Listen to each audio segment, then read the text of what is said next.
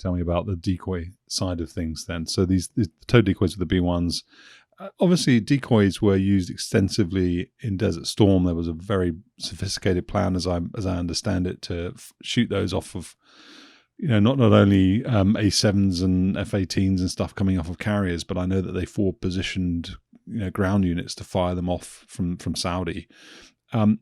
What do those do? I'm curious to know what those do to the Allied side's ability to, find, fix, target, track using their radar. So, yeah, okay, you're going to send all these things across the ground. Surface-to-air missile radar operators are going to see all these targets and not know what to do, and they're going to shoot all their missiles off, and they're going to reveal their locations, and you're going to be able to suck up the trons and figure out what they're doing, where they are, and who they are, and all that kind of stuff. That's cool. We've talked before about stealth and its applicability in certain radar frequencies, not necessarily being across all frequencies, but in being, let's say, the frequencies of fighter radar where it's optimized for. So I'm curious to know whether or not that kind of plan has an impact on fighter radars, whether or not that you're sort of somehow also impotent to do anything while that game plan is running. I don't think so. And I've never been in a decoy-intense environment, but since the decoys are kind of flying with the strike package, and your adversary air is flying against the strike package, I think you've got a simple directional issue. So the decoys in Desert Storm, the ITALDs and the Scathe Mean program, which were powered decoys, were designed to fool air defenses. The towed decoys on the B1 are self-protection systems. So a towed decoy, they did not exist in Desert Storm. The B1 got some of the first ones, and it's just basically a little, let's call it an emitter on a string that is dragged out behind the airplane. And what it's saying when the threat radar is pointed at it is it's saying, pay no attention to the bomber behind the curtain. I'm right here. I'm right here, right here. This is what you're going for. And it's designed to literally suck in various types of missiles. And, then the decoy explodes, and it's a long ass string. Okay. And now you've got no decoy at the end of your string. Well, you have a second decoy. So you reel out the second decoy. Actually, come to think of it, the F-16s, some of the F-16s might have towed decoys at the time, because I seem to remember guys, you reel them out, they don't get shot off. You have to reel them back in.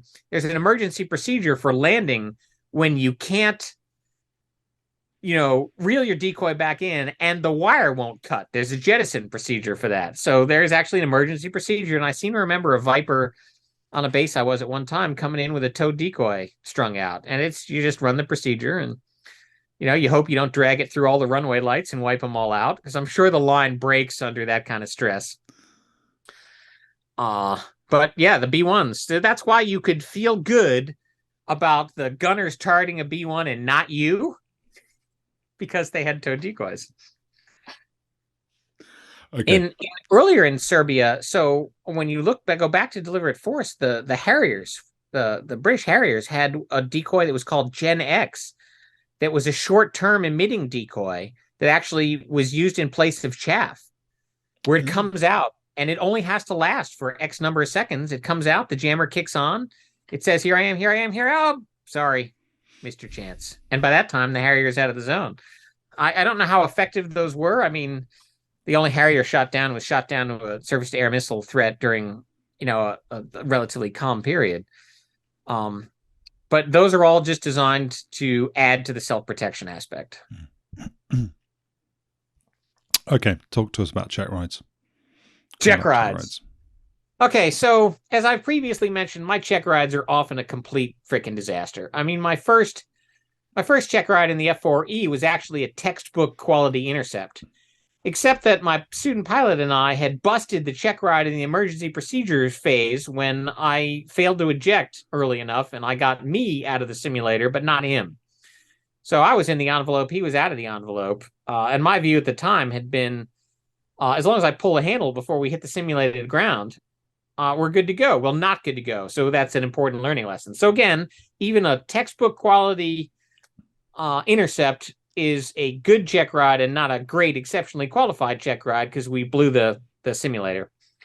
So that was at Lakenheath. I mean, we had I was flying with Steve Sicoli as the evaluator. Steve Sicoli, an XF4G guy, also an Arabic speaker, a linguist before he was an EWO. So he's the reason why Weasel name tags in the Gulf War all had Arabic underneath them. It said something like "son of desert weasel thing," because a weasel is not really yeah.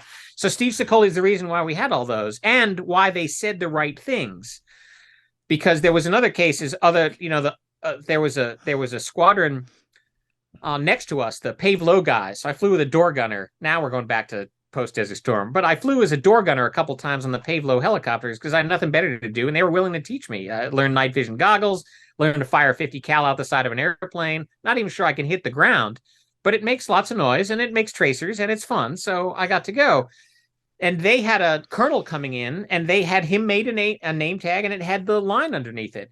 And every place he went outside the base, the Arabs were laughing at the line, and he couldn't figure it out. And finally, one of the Arabs came up to him and said, "Do they really call you that?"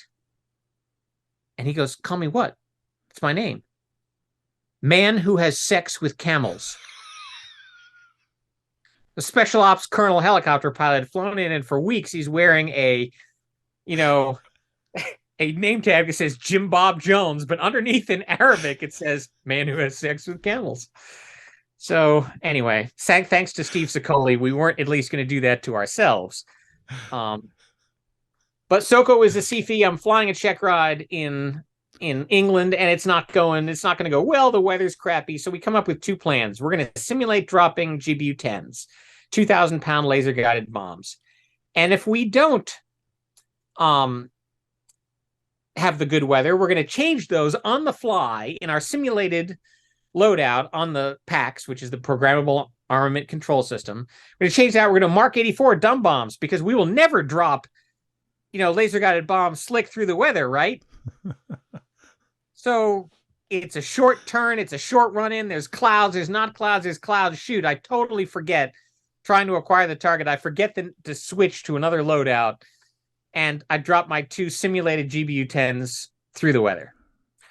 I might have busted the Checkride, except Steve Sicoli, who planned this whole thing and set that up, had done exactly the same thing for the same reasons. So the evaluator can't bust me on my Checkride for doing something he did for the same reasons it was part of his plan. So I managed to skate through, that particular Checkride. So that's where I'm leading up to. Is I come in the Allied Force. We're there, and April is rolling around, and it's Checkride time. And so you have to do a bunch of tests. Okay, but under combat conditions, you can do the written test or the oral test in a different way. So my way is a evaluator sat there with the master question file, and he asked a question, and I was the first one to answer, and I got the question right, and he dismissed me.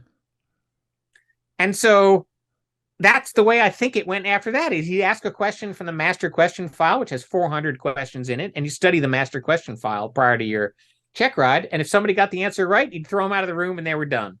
So that took care of the testing problem, and then we got to get a Checkride. So turns out no notice combat check. You're supposed to get a Checkride, and it's part of a plan, but there is a certain percentage that are no notice Checkrides. So bang, Hype Top, who's a evaluator in blue, is going to give me a no notice Checkride, and it's a no notice Checkride, and I'm the mission commander, and it's a strike against Podgorica airport. So it's got all this stuff coming together, and it's a target where it's an underground airplane hangar. There were several of them in Serbia, where their airplane protective facilities were built into the sides of granite mountains. They are extremely resistant. Even our bunker busters did jack against those, and we tried. Because rock is not concrete. It doesn't behave like concrete. Bombs don't behave. Drilling through rock is tough. Not that we can't, but you need to know more than we knew at the time. And so I'd planned this strike. It was canceled for weather. The Tomcats actually went in. Navy Bombcats went in, hit the target. And, we canceled for weather. On the Sortie, which is the only GPS-equipped jet I got the whole time. And so 10 days later, we get retasked again to redo the mission against the hardened aircraft shelter, because there's got to be hordes of MiGs just waiting to come out and go after the tankers. And Intel's lost all the imagery. All of the imagery. We have no target folders and they can't find them. What we didn't know at the time and found out later is not only did they have good target folders on these, they had video. They had video of guys from a Serbian television program going through the whole bunker, looking at the doors and everything, and they never, ever gave it to us or gave us any inkling that they had it. And so now I have to sketch for all the people in the flight their aim points based on the memory of target photos seen 10 days before. So I sketch all this stuff out. I mean, that's what I've got. Naturally, on my Checkride, of course, I'm not going to have any freaking imagery on the target. And we don't even have the right number of targets. So Wardo Sieverts is now our representative at the KAOC, and we're trying to find aim points for the fourth guy in the flight. You know, we're going to take the north doors, the south doors, the ventilation port. But, you know, what's the other guy going to hit? And it's like, so Wardo's at the KAOC. I said, hey, we don't have a target. We don't have an aim point for one of our guys. He says, all right. He pulls up a map. He looks at it and says, why don't you hit the control tower? Dude, that's the civilian control tower, and it's on the no strike list. And he goes, oh, then don't hit that then. And so eventually we couldn't find anything worth hitting. So we double targeted one of the hardened aim points. And we come in, War Dog Henderson's in the front seat, and we're doing a dog leg. We go through Albania, and we're going to suddenly turn north. So our radars actually are not pointing where we're going to go. We're going to turn north into the fight, and we go on in, and I'll show you the tape, but I get my radar designation, and we're off. Okay, so my sketch is good in terms of representation, but not orientation. My memory was 20 or 30 degrees off, so we're coming in from the wrong heading. The bomb is going to come in at an angle and kind of like bounce off. There's the camera. Bounce, bounce, bounce, bounce off the rock face in front of it. That's what I'm worried about. So, you know, we're coming in. I say, turn right to north. Bang. The airplane goes right to north. We hold it for a little while. I said, come back on the ASL. Bang. The airplane comes back on the ASL. We deliver the bombs, and then we come in, and I think we broach. And we don't. And I'll talk more about that particular engagement. Okay. And then we come out, and there's a couple things we don't know. So War Dog doesn't know until after we land, and he asked me why I'd had him snap to the north and then come back. Okay. And it's because I needed to get our bomb alignment. I don't know we're taking fire. So I don't know we're taking fire until I see the write-up for the medals. And so it lists, you know, ground fire. And I go to War Dog afterward. I go, were we taking ground fire? And he goes, yes. I go, oh, well, good on you then. So I'm sucked into the scope trying to find the target. We're engaged, and I have no idea what's going on. Because War Dog doesn't feel threatened enough that we're jettisoning bombs and going defensive. You know, I think it's mostly AAA. It's probably medium, and he's just dodging it. And there we go. We go on in. So Checkride comes out. Bombs are on target. We review the tapes. We actually see what looks like a secondary explosion, this ball of fire that comes out and hits a MiG that's parked outside. So we think we've bagged a bunch of MiGs in the tunnel. And so I get my only, in my entire flying career, my only exceptionally qualified on a Checkride. And then later, you know, War Dog and I were decorated for it. So that was kind of cool. That's the check. That was my last Strike Eagle Checkride. That's the Checkride to go out with. So was my no notice combat check. You got a DFC. Oh, and a DFC, yeah. Yeah. So you have the tape for that. I'm going to show you the weapons delivery. Absolutely. Cool. And so we'll run that tape along with the short attack. So that was the combat Checkride. Combat Checkride, good time. You know, I definitely was my A game. And that was probably the best bomb I threw in the whole war. Because what I had done is I expected the GBU-10s to sag. What I would have wanted was GBU-24 using a mode 3 attack. But a GBU-24, they weren't working. So we didn't take them. So now I'm taking a ballistic weapon. It's big, it's fat, it's lumpy, it's unattractive. You know, it's kind of like an F-35. And they sag also like F-35s. And So you have to laze high on a vertical face. And I lazed high and hoped where the bombs would go. Well, they slip into the rock face above the blast doors and blow the blast doors into the next county. What did we get on the inside? We got the Serbian aerial demonstration team. We got all their red, white, and blue painted Super Galeb trainer variants for their aerial demo team. It was not packed stem to turn with MiG-21s. I killed the Serbian equivalent of the Blue Angels. And it's possible, by the way, that the Tomcats had wrecked them 10 days before. And that the only MiG-21 that appeared to be anywhere near this shelter was the one that was parked outside that I hit with the flaming ball of goo that ricocheted from one of the bombs. So anyway, fortunately, the people that approved the decorations didn't know any of that. But it was an awfully good, professionally run sortie. And I was the mission commander. I had everybody else to worry about, too. So shall we go back and do some more video? Yeah, before we do, let me ask you one more question then. So you mentioned earlier about you didn't know the effects of hitting concrete. Is that going to be part of the video coming up, or do I need? You bet it is. It is. Okay, well then I will allow you to just go with your flow then. This is what underground fuel storage looks like. When you put a bomb 90-degree angle through the top. The reason the bomb was at a 90-degree angle is because it was actually a GBU-24, and I'll slow down to normal speed.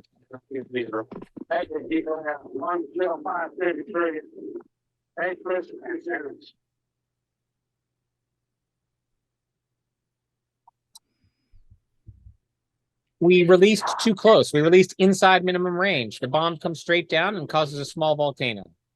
Wow. That was fun. But yeah, that was Podgorica airfield. So again, probably an airfield I had good weather on, although you can see the wind is not strong from the smoke. And the tank looks like it was mostly empty. It looks like I got fumes because it does not continue to burn. All right. So here we go. Short time to target. This is a barracks. And we're in days, but it is April, so it is a target that has been hit before at my particular aim point. So I've got multi-story barracks buildings, and I have what we think is vehicle storage. I'm going to make 2 passes, 2,000-pound bomb on each pass. We're in number 2, Shooter Wyatt's in the front seat. And the first target is a multi-story barracks building, and again, I expect the GBU-10 to sag, and I'm trying to put it into the lobby. And it does that. It goes right into the lobby, and you will see 2.5 out of the, well, 1.5 of the 2.5 wings collapse, and you'll see a massive cloud of concrete dust. And the second target, as we come back around, is an aluminum roofed shed full of vehicles, or allegedly full of vehicles, since we can't see through the aluminum roof. So the way you suspect afterwards that there were vehicles in there is if you get black smoke. If you don't get black smoke, it was probably empty. So here we go. Those things on the right are clouds, daytime. And you can see the HUD cameras up to the left. We've got clouds in and out of the target area, and this is tough. And it's fairly spotty. And I'm going to be the only guy who can find his target on the first pass. Okay. Magic Blade 1-1. Yeah, dude, I got a cloud right over your target. Thanks. One that'll affect the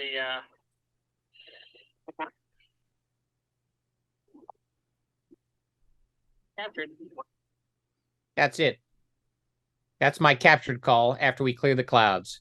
He's called as a cloud right over the target. He says, I think it'll affect your lasing, and then he'll coordinate with the flight lead. We're going to go in the other direction from what we planned. One moving, there's 11. ID. Blade 1-1, X12 request right hand designator turn 04 Alpha Bravo. We're up at Craig.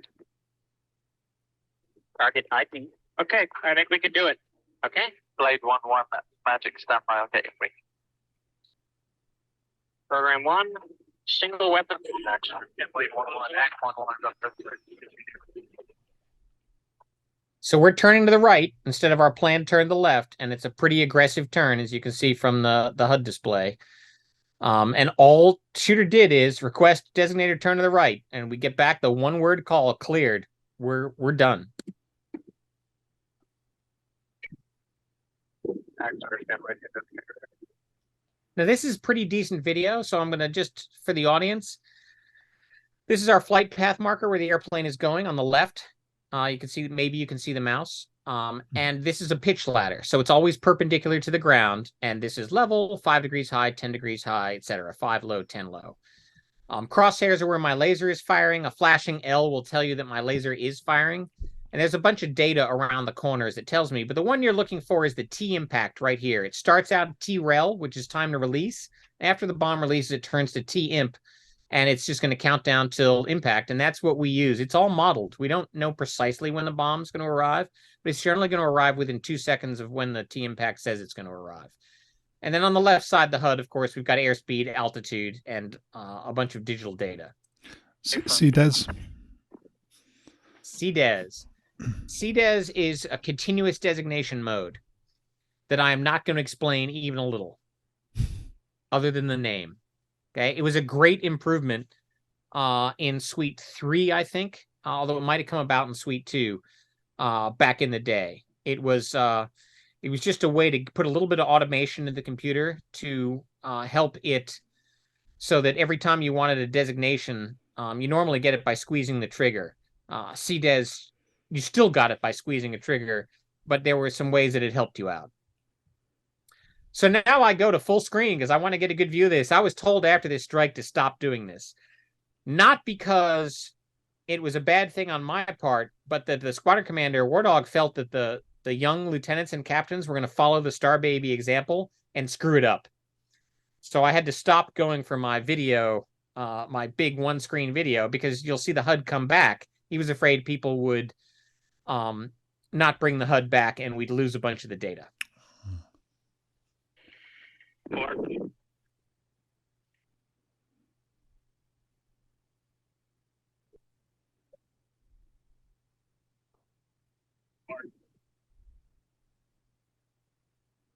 Laser.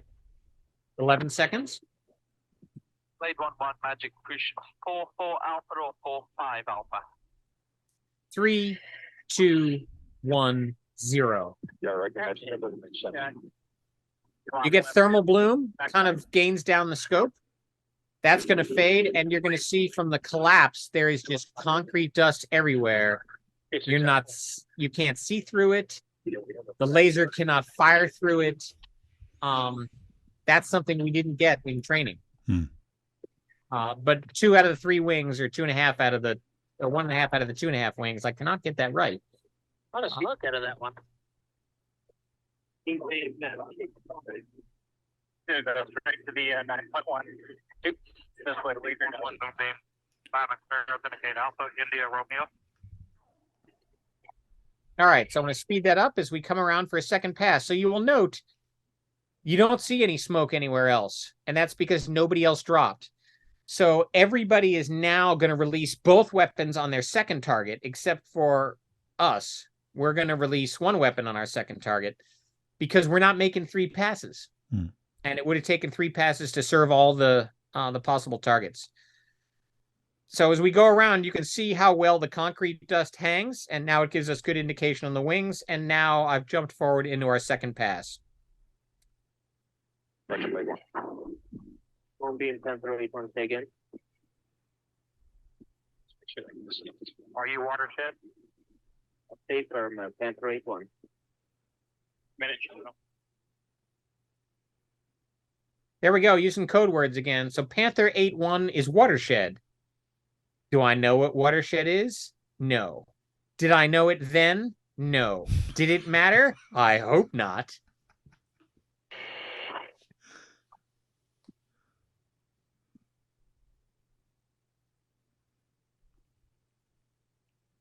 Coming left for the what? For the what? The look is what he said. I'm the one who said. Okay, captured. Copy captured. Yeah, there's our former target. There's our new one. Okay, good. He's banking away.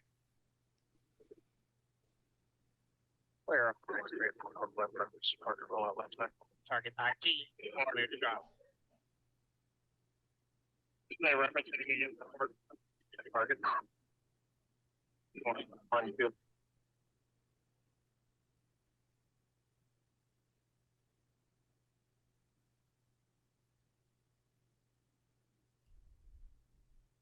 Bombs Oh, away. He's got 2 bombs away. Very pretty. So the shooter's commenting on what's going on outside because he's seen the flight lead now has dropped his 2 bombs. He says, you know, he's got his position wrong. 2. What he means is the flight lead rather than 2. Bombs away. He sees 2 GBU-10s fall away from the other Strike Eagle because he's obviously flying in formation with them and gets to see all this shit.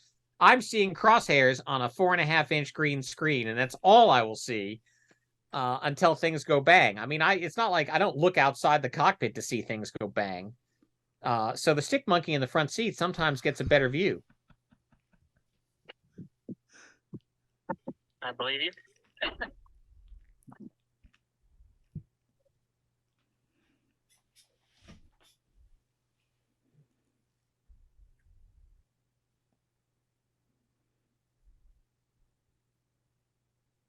Twelve seconds. Laser. Laser.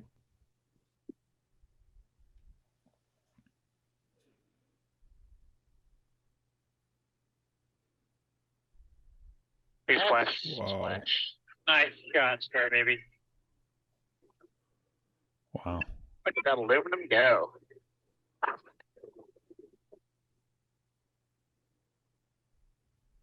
There is aluminum roof paneling flying and a cloud of black smoke. That was I think, one of the most visually impressive explosions I ever got to create. It was like it was made out of matchsticks or something. Yeah, exactly. And so that's it. We're out of there. We're out of bombs. We've hit both of our aim points. It's pretty successful from a Starbaby shooter standpoint. And we have not embarrassed ourselves. Checkride. So this is the Checkride video. And what we're going is Podgorica Airfield had a long extended taxiway that went into the side of a mountain. And it was a dual-use base with a civilian side and military side. We pretty much left the civilian side alone. And, you know, we kind of trashed the military side of the field. And we're going to go underground, look for the underground storage, which I have no photos of. And, of course, I'm flying with no photos and my sketches from memory. That doesn't look good. Okay. Update. Designated. Rush. Your radar. My radar. That fast. The radar picture was that good. Because you see the taxiways kind of curve around the mountain, go into where the door has to be, designate where the door has to be, and I'm done with the radar. That's shooters. Or in this case, sorry, it's War Dog in the front seat. Squadron commander. So this is weird. I'm the mission commander. My squadron commander is in the front seat. War Dog's a great squadron commander. There was never a tug of war. If the mission commander was in the back seat, the mission commander was in the back seat. Captured. Got the capture. Coming up on 330. One mission to 11 living go. Correct. Very two. Magnum Jets, Germany. You're in ground master mode. Magnum. Harm shot in the air. Ready light. Armed. Naked. We're naked.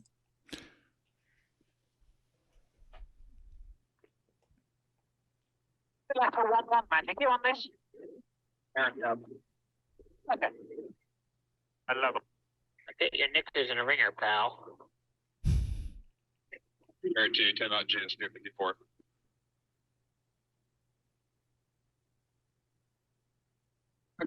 Come north, come right to north. Let's see 57. Come right to north. I've realized the angle is too shallow and this is not going to work.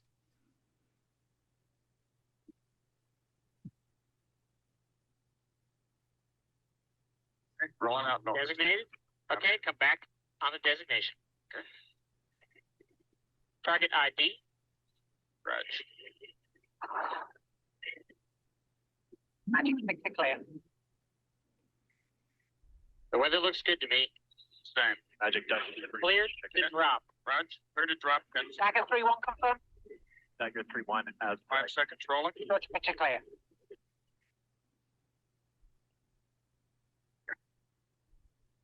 Bombs are in the air. We're maneuvering pretty severely. What you're really looking at is the concrete cap that was kind of protecting the tunnel entrance.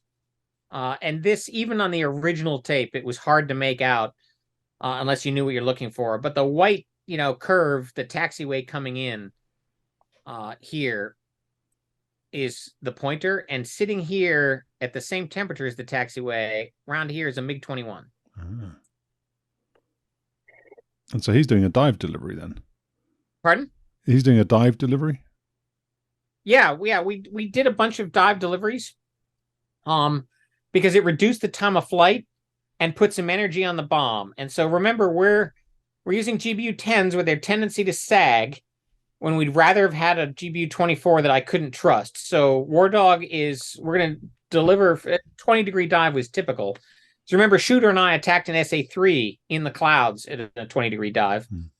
And that's just to put some more energy behind the bomb.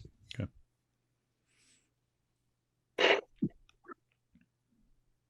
Hammer.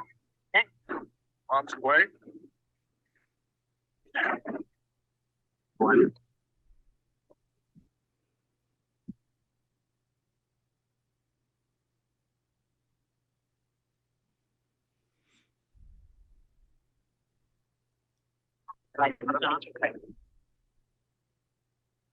Bombs will come in from the left.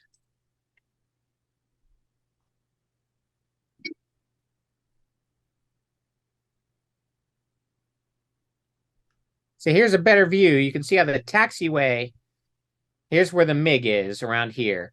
Taxiway goes under this kind of domed cap and makes a turn into the mountainside. Okay. And there's a set of blast doors hidden behind here. So what I'm trying to do is hit this rock face. I really want the bombs to hit at the junction. So I'm elevating above the rock face in the hopes that I will bypass all the hardening and go in behind the doors by the time they detonate. They're penetrators, blue 109s. They have a delay fuse. Good. That's it. Well, extend a little. 2. Magic. My 3-1 is resistant. And so unfortunately, I don't have a good slowed down version of that to show you the fireball coming out. And revealing the MiG-21. But it definitely made a big bang. And that was, so that was 2 GBU-10s, right? That was 2 GBU-10s. Was it the double miracle method that you were talking about earlier then, or they were impacting at the same time? No, well, so the you can't actually release them at the same time. The minimum release interval is about 100 milliseconds. So it's essentially consecutive miracles by default. Okay. And I was gonna ask about that. So you talked about, effectively being able to double your penetration using that method. I suppose the obvious question is, doesn't the explosion from the first one potentially disrupt the fusing or the fuse mechanism or whatever of the second one? I'm guessing if they're very close together, then it's not going to disrupt its path through the air, but it could impact the fusing. Fuse is a tail fuse, and it's designed to function after it goes through concrete. So the explosion, the shockwave, is not nearly as rough a ride as hitting a wall of 5,000 or 3,000 psi concrete is. Okay. The blast is comparatively insubstantial compared to hitting a wall at 1,100 feet per second. All right. The kinetic energy in these is massive, and that's why there are times when we've used inert versions of these weapons with no explosive just to go through. So that's the Checkride video and the exceptionally qualified rating on the Checkride, and so that was good. Let's turn to bridges. Now, there was one other. Can you find the target in 12 seconds? I can. So that story was actually a training story because I think that the target, I'm not sure I was as tight as 12 seconds. But this was a training attack in Wales against Conwy Castle, in which I had misplanned it. We're coming down the river around the bend. We're going to simulate attacking a bridge.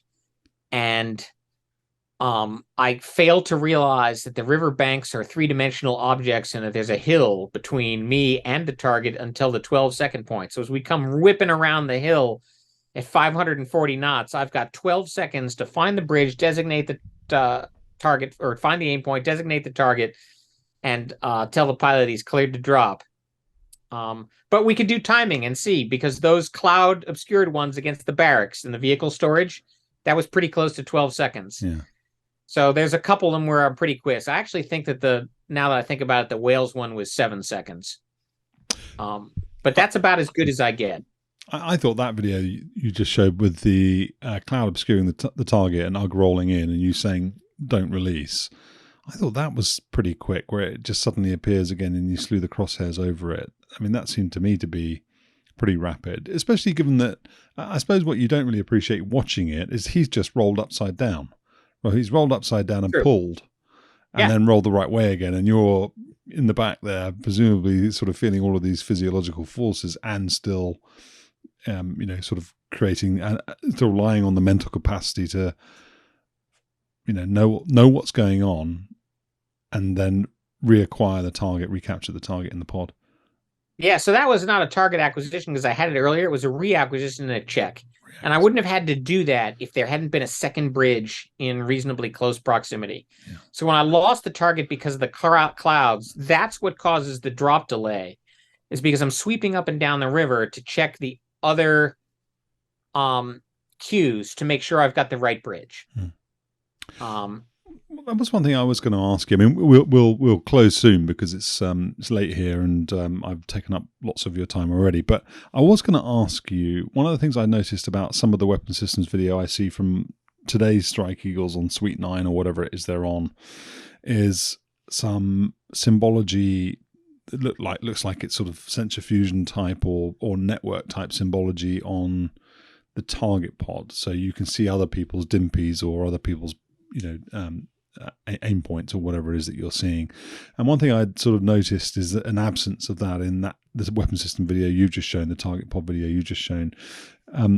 Would it have been, maybe it's a stupid question, I'll ask it anyway, but would it have been helpful or would it have made a material impact to the way you operated if you'd had the same sort of capabilities? So you patch map, you get that little triangle, you designate it, but then when you go to the pod, you don't have, I mean, I know the pod's going to queue to where it thinks that point on the ground is, but you don't have any symbology.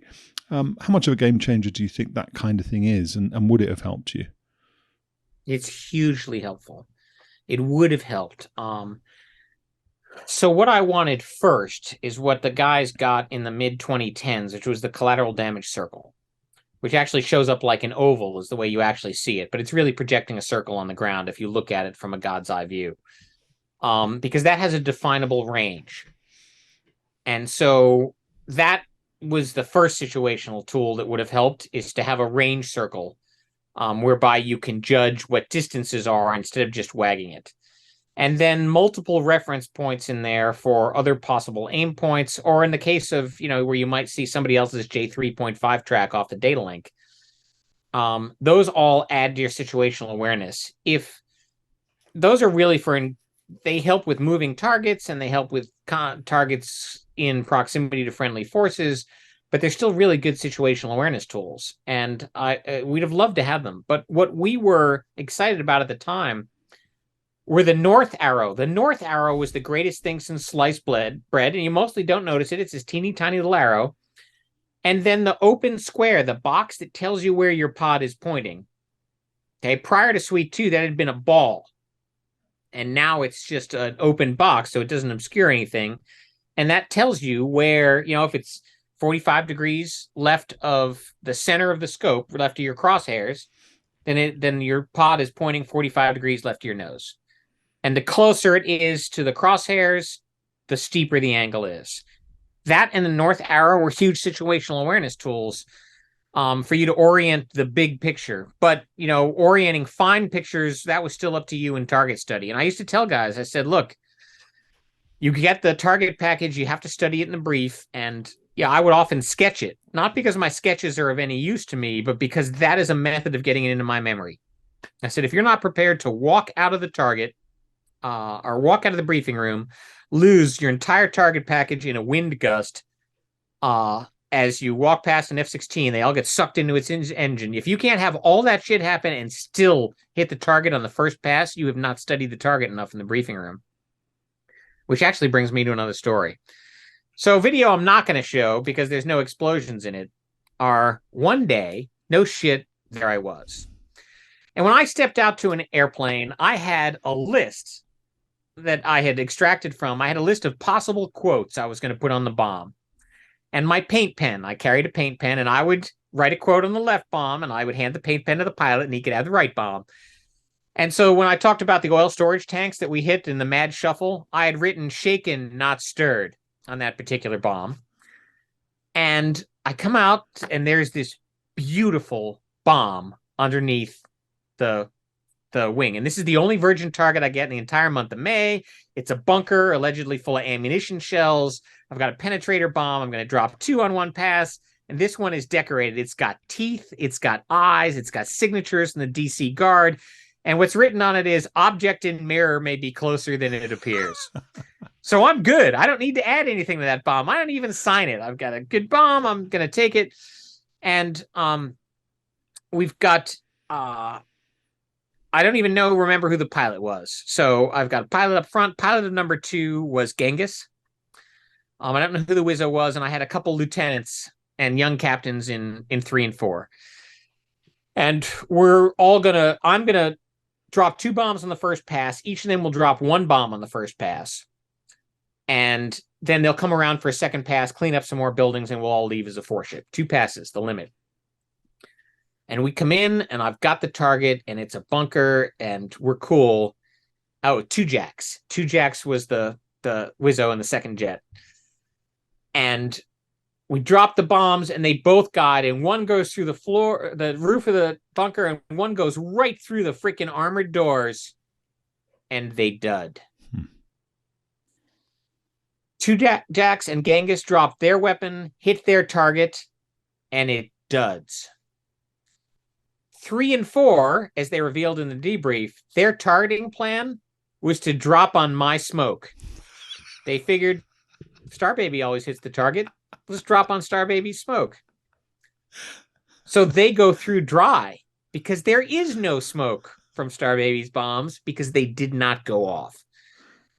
So we circle back around, and I'm more than a little annoyed. I mean, 3 bombs, three duds. So we come back around, and I say, 1 pass, guys. Just pick a target and nail it. And they find their targets. They drop on them. They drop 2 weapons. They explode them, and we leave. And I'm fuming on the way out. I'm just fuming. This has not gone well. And then we get into the debrief, and I hear we're just going to drop on Starbaby's smoke. And now we have a discussion. Remember captains do the discipline in the squadron? Yeah, so I remember that being the most contentious debrief of the war. And I also don't remember anybody else speaking in it. Once we got because I asked them, what was your targeting plan? Well, we were just going to drop on your smoke. And there's silence for a minute. And that's probably the last word said by 3 or 4 in the debrief. So I went back to the DC Guard and I said, hey, nicely decorated bomb. But I talked to the weapons chief. I said, how about if the next time you do a bomb, you spend more time putting it together right and less time decorating it? And it's like, well, sir, maybe it went off and you didn't notice. Chief, it did not go off and have me didn't notice. And, we're working real hard, and I appreciate, Chief, that you're working real hard. We're paying you for results. We're not paying you for work. And so, funny, I later joined that unit. That DC Guard, that was my next unit after I left the Strike Eagles. I went to the DC Guard, and I never, ever stepped foot in the ammo building or talked to any chiefs. Wait a minute, isn't the DC Guard an F-16 unit? Yeah, it is. That was the Wing Ewo. Okay. You kept that quiet. Yeah, that's right.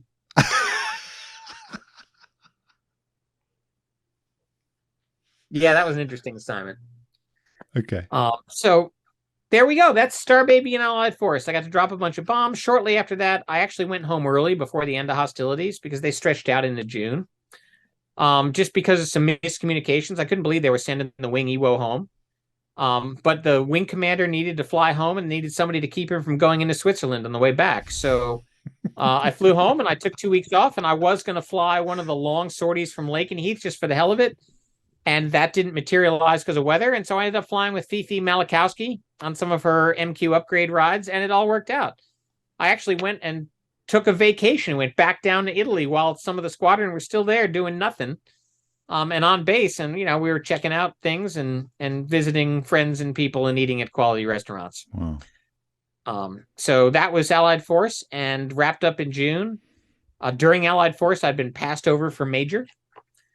I had to definitely promote. I was the only guy in the entire Air Force with a DP to Major, a definitely promote, which is supposed to be 100%. And I was passed over because I had a separation date. Because the Air Force had decided in its infinite wisdom that they were going to send me to a Prowler. And my reply to the assignment board was twofold. It was, if I'd wanted to fly a Navy airplane, I would have joined the Navy. And I didn't graduate number one in my class to fly an airplane with a pointy end at the back. And that was the final word. And so I transitioned out of the Air Force into the Guard 6 months later, and then from there into the reserves. And you retired as a colonel, though. You got to you were 06, is that right? I did, yeah, it was. Yeah. It's amazing. Everybody that has ever met me thinks that's incredible, and that there are clearly still some bugs in the system. But yes, I spent 8 years as a colonel. I spent more time as a colonel than I did as a captain. I had a good time. I got to fly as a colonel. There was a time period where I had the best colonel's job in the U.S. Air Force, and that was flying in the light attack experiment in the back of an AT-6, which will be another episode with even more video.